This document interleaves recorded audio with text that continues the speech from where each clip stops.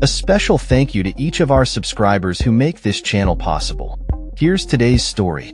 In a bold statement that has stirred significant debate, former President Donald Trump took to Truth Social yesterday to express his discontent with the current state of American museums, particularly the Smithsonian.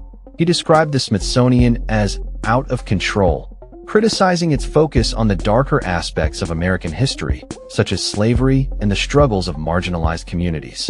Trump argued that these narratives overshadow the successes and achievements of the nation, suggesting that museums should instead highlight the hottest country in the world and its positive contributions. Nothing about success, nothing about brightness, nothing about the future, he lamented. Trump's remarks come as part of a broader initiative to reform how museums present history, similar to the changes he has sought in colleges and universities. He has instructed his attorneys to review the content and exhibitions at museums, aiming to shift the narrative towards a more optimistic portrayal of America. This initiative is being led by Lindsay Halligan, who has publicly stated that the negative aspects of history should not be overemphasized. Halligan, an avid museum-goer herself, expressed concerns over exhibits that she feels mischaracterize American history.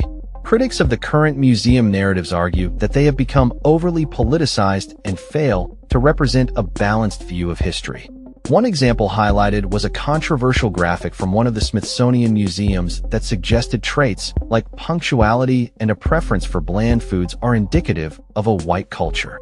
This has sparked outrage among conservatives who feel that such statements contribute to a divisive atmosphere.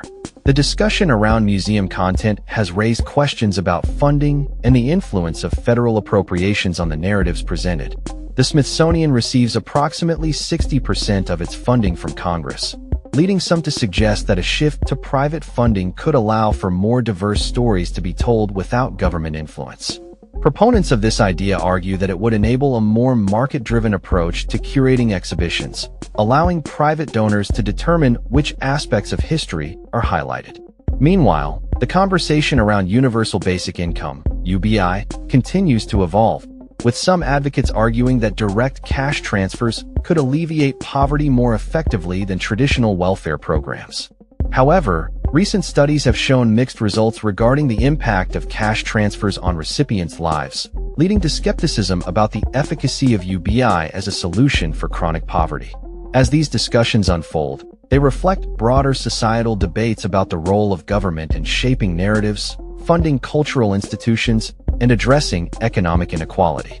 In other news, Hurricane Erin is making its way up the East Coast, prompting beach closures in New York City and presenting both challenges and opportunities for local surfers as they prepare for high waves.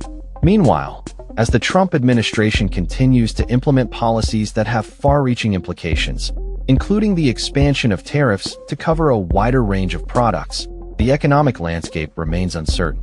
The ongoing discourse around these issues highlights the complexities of governance and the diverse perspectives that shape American society today. That's all for this story. We upload videos every day covering many different subjects, so hit that subscribe button to stay informed. Thanks for watching.